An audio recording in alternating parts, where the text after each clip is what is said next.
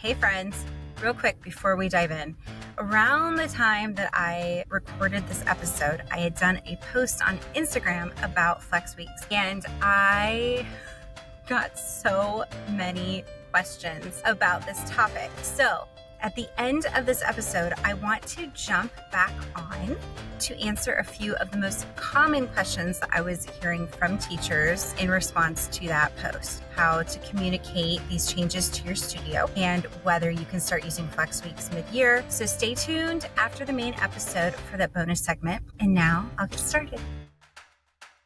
Hello and welcome to the Scrappy Piano Teacher Podcast, the show for independent music teachers, primarily piano teachers, who are building studios with heart, grit, and a whole lot of coffee. I'm your host, Jaclyn Mrozek, and after 27 years of teaching, homeschooling, and running my own studio, I know that the path to a successful teaching life is not always polished, but it is possible. And this podcast is here to give you real-world strategies, honest encouragement, and the occasional messy story from the trenches, because you don't have to have it all figured out to build something great.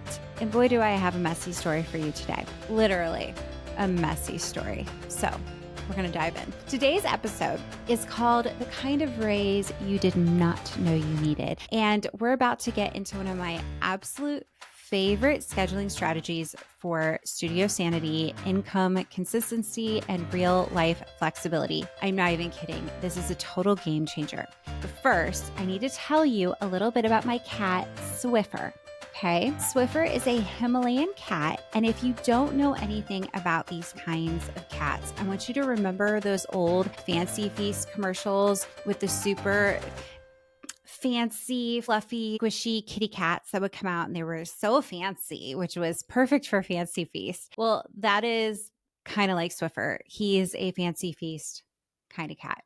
And his name also gives things away too. He is so fluffy that he pretty much cleans the floor as he walks, hence why we named him Swiffer. Anyway, last weekend, I finally had a Saturday free, which really rarely happens. And my big plan was painting the last two walls in a room I haven't had any time to finish for a few weeks. And I am saying like 2 of the walls were painted. The other 2 sat unpainted for weeks. I don't know who starts a room to paint and then doesn't finish it, but wait, no, I do. Me, I'm that person. Anyway, it was a great day. I had a creepy audiobook in my headphones, and it was actually kind of therapeutic to just paint and listen to my audiobook, and things were going good. And at some point, I must have left the door open to use the bathroom or whatever, and the cat must have gotten in, because a few hours later, I walk out and I see Swiffer, and he is covered in dry paint.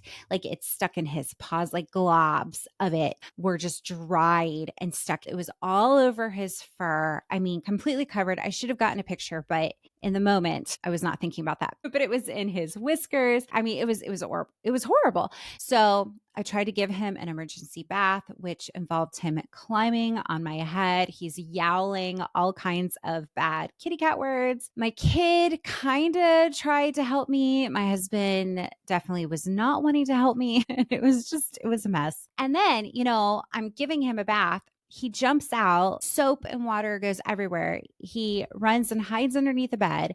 And as I'm trying to get him out, I throw out my neck. It was pretty much like a sitcom. So long story short, I called a groomer. And we're talking like 4 o'clock, 4:30, something like that on a Saturday.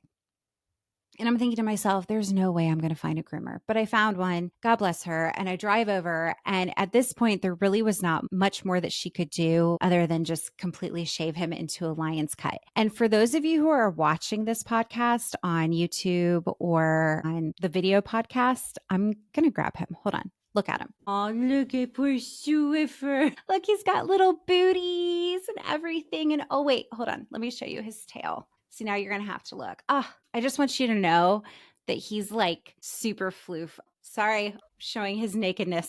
Okay. Anyway, he actually loves being naked, just to let you know. They say that animals get really embarrassed or whatever. He's not embarrassed. He thinks it's like the best thing ever. Maybe he got into the paint on purpose. So why am I telling you this? And who really cares about my cat on a piano podcast? Well, I'm so glad you asked, because that was one of those days I had a totally normal day and then it completely went sideways and I had to pivot and change everything. And if I had had lessons scheduled at any point, which who really paints on the same day as they're teaching? Well, you might, but it doesn't matter.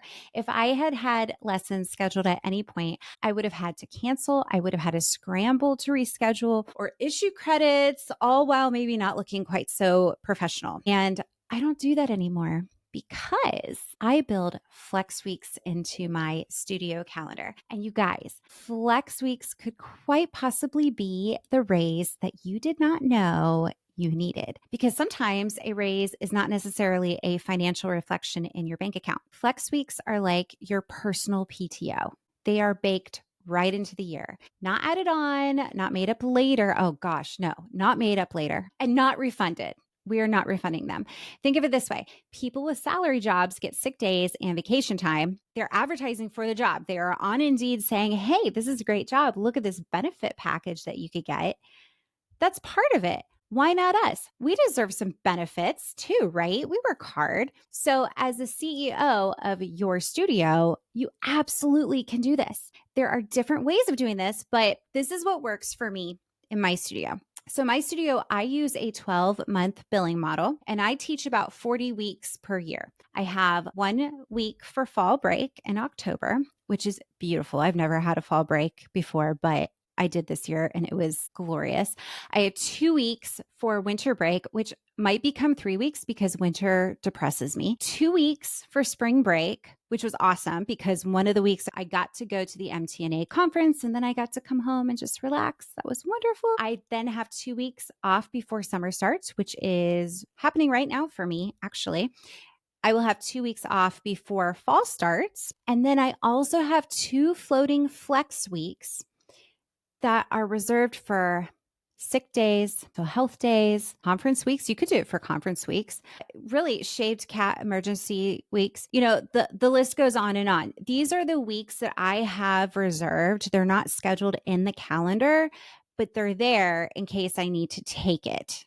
Also, something else that might be a little controversial. Actually, I know this is controversial, but this is what I do and it makes me happy and it makes my studio families happy. But each student receives 2 built-in flex credits per year for them, but it's built in. So that means that if a student needs to miss a lesson due to illness, vacation, or whatever, it's already accounted for. It's like a built-in makeup lesson. So if the student attends all scheduled lessons, it's like receiving 2 bonus lessons for free, which is where the controversy comes in.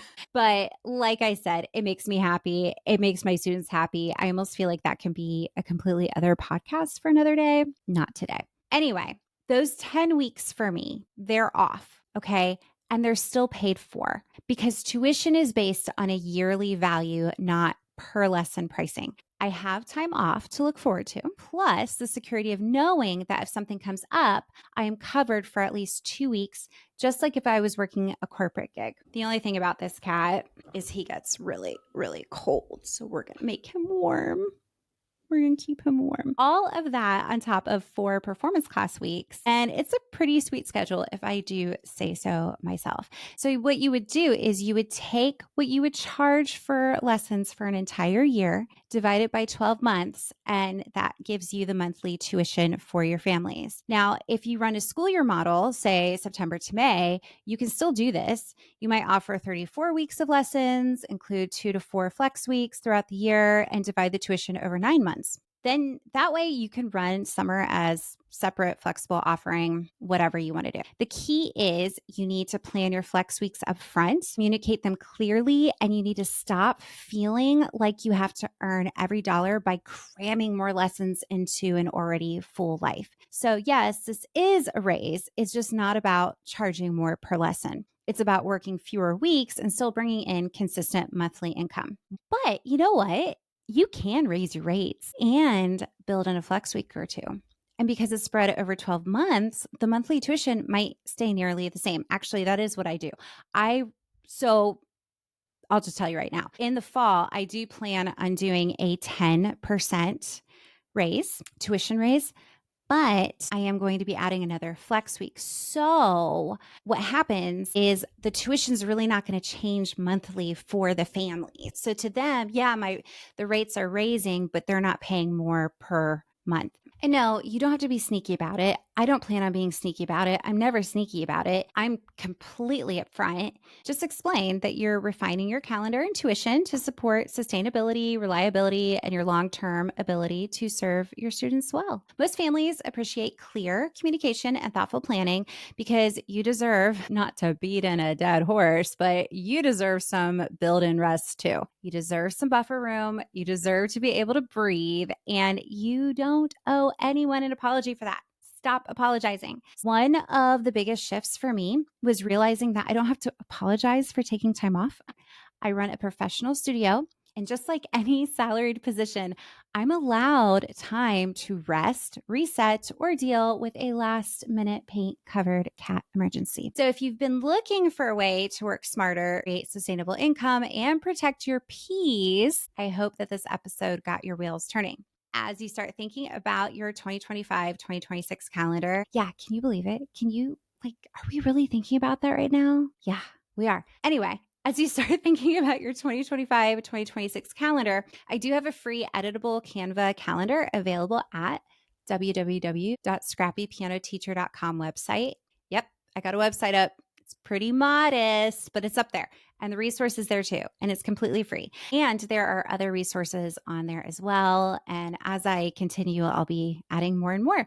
So be sure to check it out if you're looking for some studio help. You can subscribe as well. And I always send out all my freebies. So keep teaching, keep learning, keep building that studio that works for you, and get in those flex weeks for next year. And with that, thanks for hanging out with me and Swiffer today, and take care. Okay, guys, you thought we were done, but we're not done.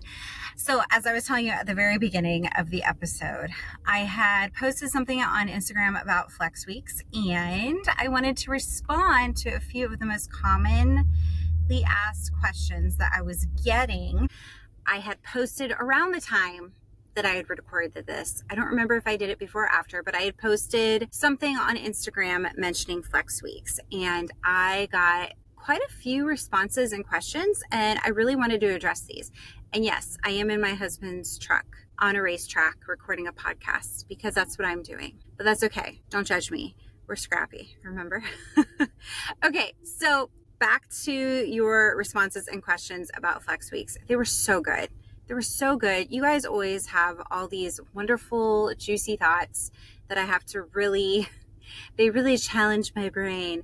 There was 3 of them that really stood out that kept coming up, so I wanted to address them. The first one was on communicating this change to your studio, especially without pushback.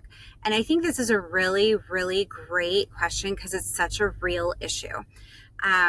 So here's my take on this. You need to communicate changes as clearly as possible. I think that we all know that. But it also needs to be as confidently as possible. And I think that sometimes we tend to follow up with questions. Like we'll make a statement such as, this year we'll have a Flex Week. What do you think about that? Or does that sound okay to you? You know, those kind of clarifying questions. And we really don't need them, and we really don't want them. So keep it short, make it a statement. This is what's happening, and don't ask for permission. Because once we say things like, let me know what you think, or I hope that's okay, it's going to invite negotiation, and it's your business. We're not negotiating it. And even the kindest of your families that love you so much, they will always lean toward what benefits them the most, because guess what? That's just human nature. It's what we do, okay? What I do is I send a beginning of the year email. So I include my updated philosophy, my studio calendar, and my policies. This is not the only place that I put them, but there is like an actual, here's an email with all the goodies, save this email for the year. And I will say something like, you will note it if I am increasing my tuition. I'll say you'll notice an increase in tuition this year, and we've also added a Flex Week to the calendar. This means the calendar reflects 1 more week than what you're being charged for. If I need to cancel due to illness or an emergency, we'll use that Flex Week. No rescheduling or tuition changes needed. Period. Done. No apology, no over-explaining, just a professional update. When you present changes like a confident leader, like you are, your families will follow your lead. Okay, Question 2, what you want to say when you need to use a flex week. This is such a real question. I want you guys to imagine that it's February or March. Let's go to March. And you have not used a flex week yet. Look at you, not getting sick for the whole year. But your brain is kind of melting because you really, really, really just need a mental health week. I want you to think about that. Because let's be honest, most of us will cancel lessons without question if we have a fever or if we are physically unable to teach. Again, that's what flex weeks are for, okay? But going back to that, it's March and you're just exhausted. Most of us teachers, we're going to try to push through. So here's my personal soapbox moment. Your mental health matters. Your capacity matters. You do not have to be falling apart to justify taking a flex week. Of course, it's there for when you're sick or you have the flu. But if you've built it into your calendar, you gotta use it, okay? Use it. We're not giving away that week for free. And when you do, again, keep it simple and keep it a statement. I send a message similar to something like, hey families, this week's lessons will be canceled and we'll be using one of our reserved flex weeks. No need for tuition adjustments or rescheduling.